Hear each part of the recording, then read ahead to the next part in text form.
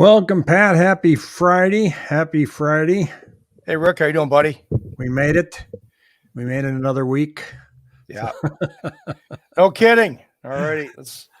Got so we're gonna go we're gonna take a look at current inventory. Then we're gonna jump into interest rates today, and then take a look at some Cromford data, and then I have some information on new construction. So that's gonna be our little our little walkthrough today. So see what's going on. So if you're ready, let's get started. Right off the bat for a Friday, this is even lower than last week, Pat. 5,175 homes on the market. Wow. Ooh. Really? Now it's not going to go down tomorrow. Tomorrow it'll go up. And We must 7 be day boring the moving hell average. out. Are we boring the hell out of viewers? Our millions of viewers, you think? Well, that's part of the goal. But here, the blue line's higher than the red line. The red line's number of homes under contract, and the blue line's the number of listings that come on. I got a little more detail than that as we get rolling, because here it's interesting that right now our active listings are down 5.9% versus last year and 15.6% lower than last month. That's pretty wild. Under contract, now here's the part that's interesting. Under contract, which is total, which means pending and contingent and everything, is down 2.7 versus last year, and down and up 20.8% versus last month. So we're down versus the year, but we're up versus a month. And prices are up 2.5% versus last month. Now, we started talking about the Cromford Index showing a little uptick here in December, and it always predicts a price increase. And sure enough, here we are. We're up 2.5. It looks to me like it's going to be, thanks, Derek. It's going to continue that way through February and March. We're going to see, I think, between 2 and 3% of the price increases. The other thing that is noted is that total contracts, it said here are down 2.7%, but the number of pending is up. And what that means, agents are immediately taking contracts and just listing them as pending. They're not showing them as under contract, accepting backups. They're just dumping them right into pending right away. So that's where the difference in those numbers come from. So it's kind of a subtle little difference, but that's one thing that's going on the market now. So Pat, what's going on with interest rates? There was good jobs report today. Yeah, it was a good jobs report. 467, I think, 1,000 jobs. Obviously with the Omicron, they were expecting a lot less. But can I share am I sharing my thing here? Let's see here. There we go. This is this was the rates today. Let's see, where's my thing here? Right here. You saw down 41 in terms of basically price. This is an inverse relationship. So if they're down, rates are up. The 10-year treasury was up 8 basis points to 191. So we broke through 190. We saw it kind of resting before the jobs number. We busted out here. Rates right now are in the high threes, 4% range. I think people are obviously have to come to realization that we're probably going to be in this range. I really like in this. There's a chart. If I can, I should have shared. I won't share because I know our whole thing was to have charts up, and I meant to pull up this chart, but just this is where rates are, and I think I'll maybe pull it up next week and have it more chimed in. Actually, can you go? There's a news article in the home. No, in the home section of that. Go down. There's go down. Let's see here. Go down. Yeah, right there. Mortgage rates leap toward 4%. Yeah, the highest they have that. Just hit on that headline, the 4%. Yep. And then does it show you a chart, Rick? Pull that up. There's a chart here. No, go down. Okay. Go down. Okay, yeah, right there. Go to the max. The zoom on this chart. I mean, I think we're going to see, don't move. Yeah. I think we're going to see this slogging along like 13. I mean, you saw that. I think it's going to be like 13 back, right there, that how they moved up. Okay. I think this year we're going to be this. My take now, kind of researching this stuff and following this, the rates. My guesstimation is this is just Pat McMaster's in Chandler, Arizona, but I think it's just going to be one of those. I was talking to another LO. He had a client of his put 30 offers on the house and they haven't gotten it. And he says, he goes, Pat, he goes, I don't know what you look at, because you always have some great information. And he's been in the business 22 years. He goes, I always love your take on stuff. And I'm like, it was kind of impressive because the guy's pretty smart, and he kind of gave me a good compliment. But I told him this is going to be just a year of sloshing around. This is going to be a sloshy year where I think, everybody's trying to predict where rates are going to be, where they're going to be in September, October. I think, we saw the high, we're saying, because rates went really from the high twos, low threes. They went, 3.125%, 3.25%, but then they busted through that 3.25%. They rammed up. They were up about a point. So they're all of a sudden they went from 3.25% to like 3 7/8, 4. And I think you're going to see this muddling around high threes, low fours. Obviously, if the Feds come out now, it's kind of talking about the Feds, increasing by half a point. If they do, I think they'll, you might see the market rates go up a little bit, but I think they'll back off because that news is already out there. But I just think overall, it's just going to be a sloshy year. Well, the Bank of England raised their benchmark rate yesterday, and then the European Central Bank, she came out and said, yeah, they're going to raise rates probably by March. Yeah. So that news is out, us, but it kind of affected us. Yeah. Well, it definitely affected us. Go back to that screen. I mean, that was right here where rates, that was the European side. And with the jobs market, we saw it bust out here. This is basically, I know that we jump around the charts, but this is the 10-year treasury, 190. Now, if it gets a 2, that means obviously if this chart's going up, rates, this is basically kind of the rates. This is the 10-year treasury, but 10-year treasury kind of tracks, mortgage rates for the most part, not not exactly, but gives you a trend. But I look at this whole chart, this whole thing here where we're based out, then we went up, and we based out. I think that's what we're going to see this year is, you're basing out. Now we're probably going to base along here for a while. The news comes out. I mean, because you take it out to March. Well, did we freeze here? I think you froze. Okay, we're back now. It's going to be just kind of a tiring, sloshy market. It's going to be a tiring market, because rates will go up to, low 4s, 5, 4.5. I don't think it's going to, personally, with the rates going up, people are still buying. I'm going to try to run some numbers next week. I'm going to try to do a comparison as far as, okay, at 450,000, and because I was meant to do it, but I got busy with a couple of deals today. I'm going to run some scenarios. Okay, you're buying a $450,000 house. What effect does it have? From the difference in payment from 3.25% to 4.5, 5. Well, it's having some effect according to the Cromford data, and it's showing that it's not affecting the higher end at all. But we are starting to see some buyer fatigue out there, and they're backing off, and that's a natural occurrence, which should help add more inventory. We are seeing more inventory coming on in the $400,000 to $500,000 range, $400,000 to $600,000 range, and extremely short inventory in the high end, places like Fountain Hills, North Scottsdale, and Paradise Valley.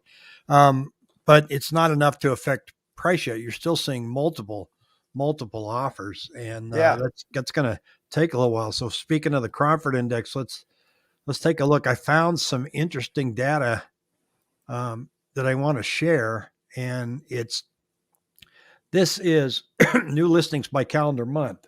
So if I just look at this year, last year, you can see that January we got 9942. I'll make this a little bit bigger here. So 9942, and then it goes down in February, and that's what's happening. It's seasonal, right? 8808. Yep. But remember that 8808 for a moment, okay?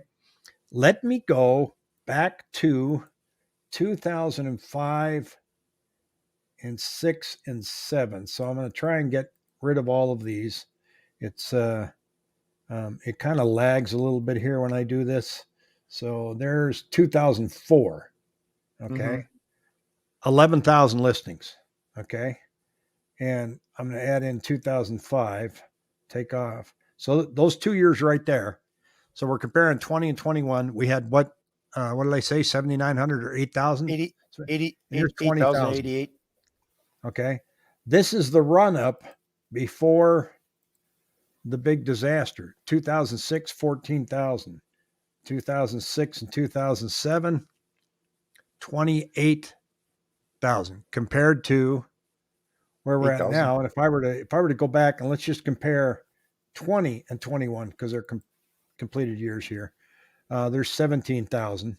So it shows you that we're so far below the inventory levels that we were seeing before the big crash. And when you start looking at those are listings by month, and then you looked at sales, which was tanking, we ended up with between 57,000 and 65,000 homes on the market. So the next thing I wanted to look at was new construction.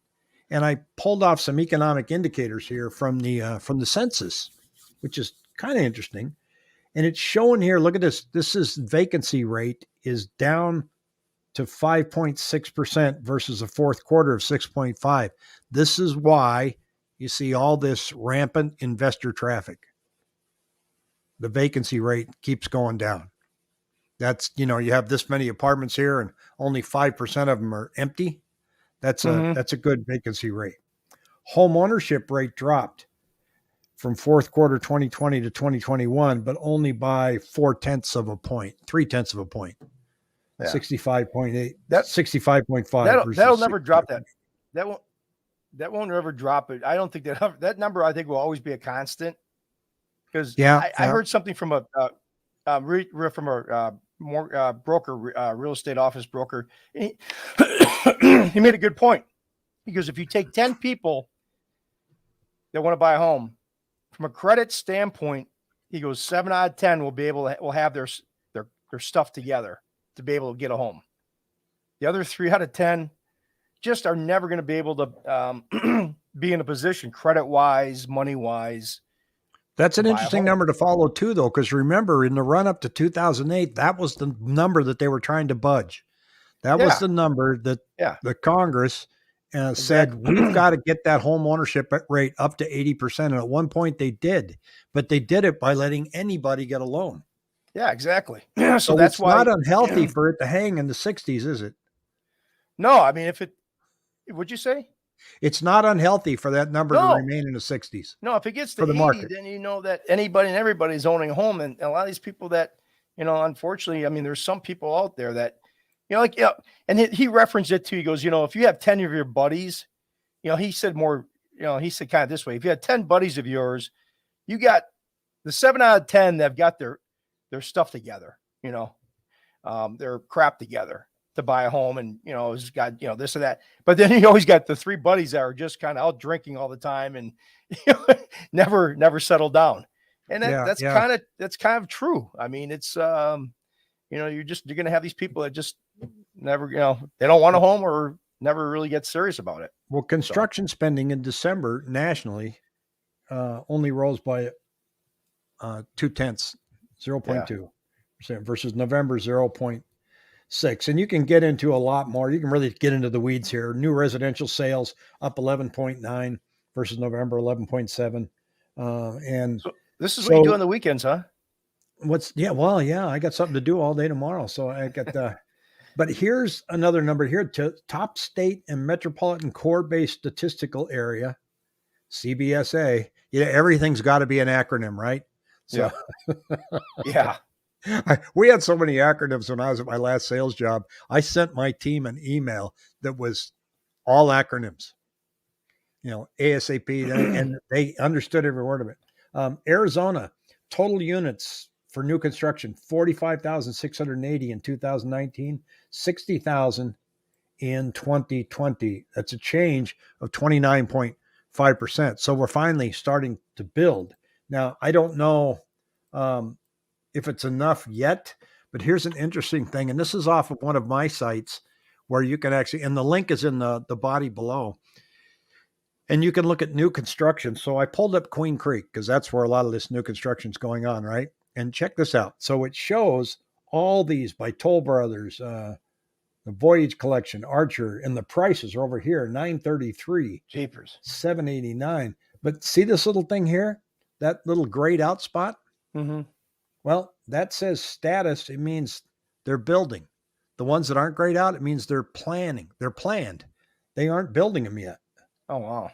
So I thought that was interesting. But you look at these prices though. Jesus. 458. These are base prices. 465. 465 base price at 2193 square feet. So there is a lot of building that's going on out there.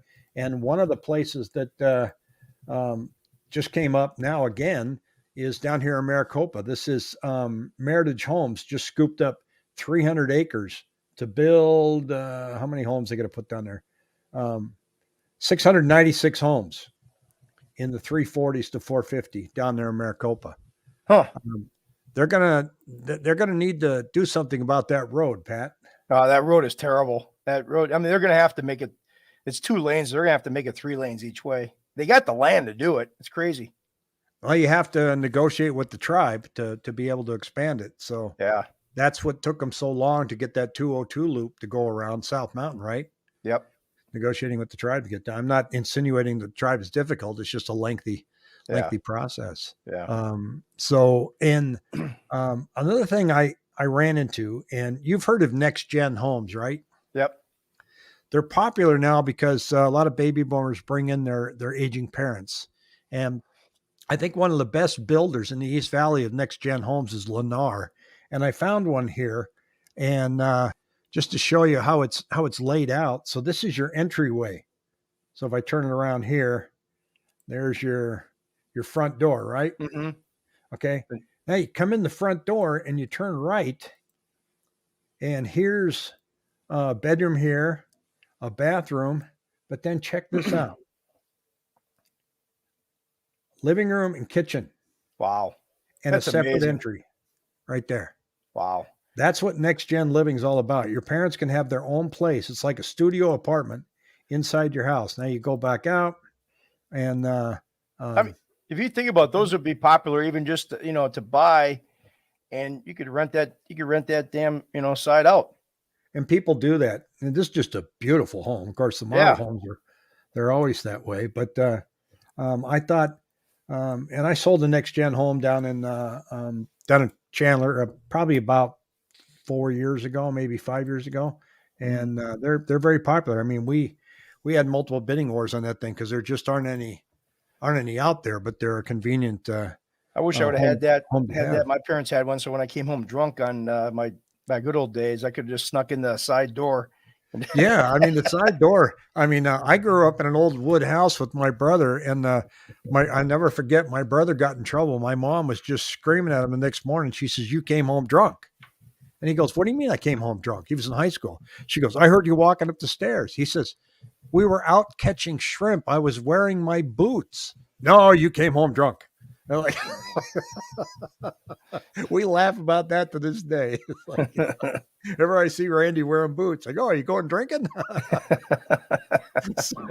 That's funny, but it's fun. Anything on the radar for next week? I know with listings and stuff, it's just going to be more of the same.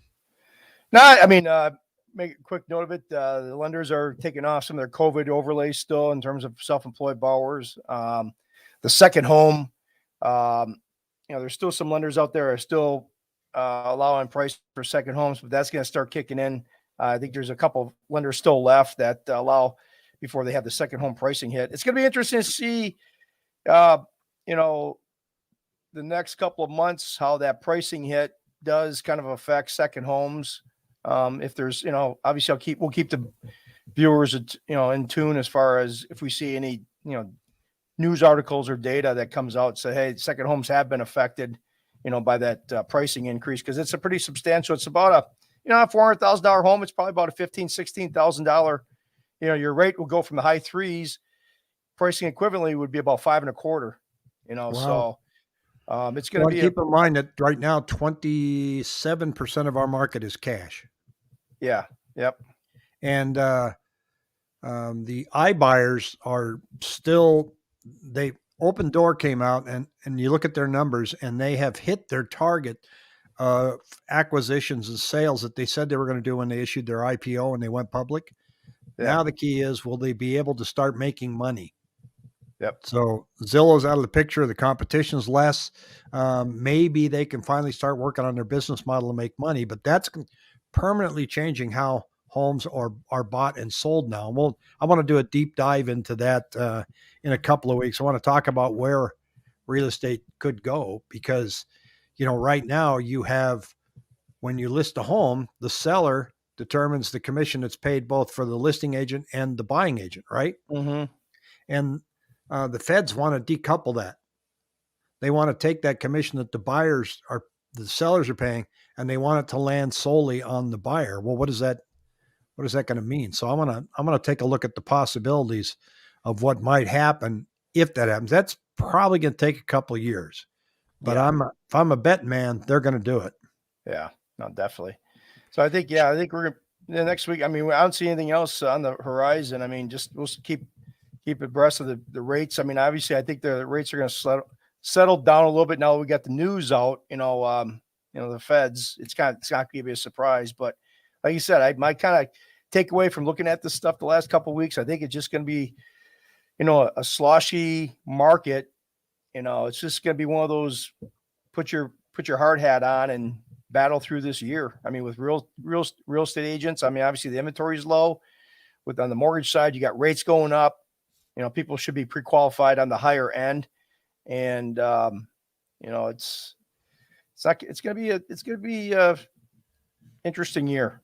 Yeah. Don't expect pricing to come down. There isn't any indication that No. even with the rate increase. In fact, I shared a chart on a video I made yesterday, live stream I did yesterday afternoon. It'll be relaunched probably tonight or tomorrow, that showed the inflation rate versus the home appreciation rate. And home appreciation has always been above inflation, except, in 2008. But even then, that was just a 1 or 2 year anomaly. But as a rule, it's, you'll have an inflation rate of 7%, home prices accelerate by 9%. So the interest rates going up, the everybody's looking now and saying, boy, are we going to have to clamp down as hard as Paul Volcker did in the late 70s? And I don't think so, but it really all depends on the rest of this year, doesn't it? Yeah, it does. I mean, the thing is with them, raising rates, it hasn't been too many times where they've raised rates and they stop, they stop their mortgage-backed security market. Usually they were doing one or the other. So that's why I think it's going to be a tough market because, like I said, they're going to be doing both. But if they see themselves getting too ahead of the curve, and maybe they tap the brakes a little bit. But their job is to do the feds, not to regulate housing. That's what they said. Yeah, their job is to keep the currency strong, and they. I think they kept mortgage-backed security purchases going on for too long, and that's why we're at where we're at. Yeah. But that, hindsight's 2020. They were working hard to keep everything from collapsing, and that's one of the unintended consequences. The economy kept going. Everybody survived. Our debt is now $30 trillion, and house prices and assets are through the roof. So we're from the government. We're here to help. Yeah. No kidding. So, all right, Pat, we'll have a fabulous weekend. And, my puppy dog's doing much better today. Good. He's off the ventilator. Good to hear. Yeah, that's for sure. I got one closing note. I just got some news, to share with you. I mean, for what it's worth, I've been working on this loan the last week, this USDA loan, and I've been working on this thing for this lady. And she changed jobs 2 weeks ago. Ooh. And I a week and a half ago, I got, ran it through the lender and through the system called GUS, government, the government underwriting system for USDA. And I wasn't getting it approved, but I had an interesting conversation with the underwriter about a couple of days ago. And I told her the plight of the borrower, what's going on. I'm not going to get into the details, but she's been in a tough relationship. And well, I tell you, this underwriter, we sat and talked. I told her the story of what was going on with the borrower. And she says, you know what? I'm gonna dig into this file and we're gonna get this woman approved. And she was on a tightrope, but she just called me about 10 minutes ago when I was on the phone, just before here. And she goes, you know what? I got it to go. Wow, that's great news. So, I mean, we were battling last week trying to get this woman, just try to tweak the file, make sure that everything was right. And she went from not being approved to approved. And she's, there are underwriters out there that really care. This one lender, Union Home, shout out to them. I mean, they've been a fantastic lender. She was just listening to the story of what happened, and she could see what I was presenting to her. It kind of jived with the whole story, and so it just I just want to kind of use an example that underwriters see the information, but they don't know the whole story. But I took the time to spend about an hour on the phone with her to say, hey, this is what happened. This is what happened. And she understood the story. And, she's like, okay, I can see the story. I can see the forest through the trees. So got her approved. Yeah, that's that took some real legwork on your part. That's the power of conversation, but it's nice to have somebody on the other end that's going to listen. Yeah. You got it. Just, so you definitely, it does, I've had that happen a couple of times where, I just tell the story about what's going on with the borrower, because all the underwriter sees is papers and numbers. That's all they see. They don't know what's going behind. Like, what happened? Why did this happen? Or why, I see this on the credit report. Why'd that happen? And I explained it to her. She goes, okay, I can see that. Yep. That makes sense. So pretty amazing. And they just have to put in notes to the file, right? Yeah. Yep. So, a lot of layers of explanation, and got it done. So, well, that's a good way to end the week. Yeah, no kidding. So, all right. Well, I just want to end on that good note. So have a good week. All right. Sounds like a party. Have a good one. Take care. Talk to you later. Bye-bye.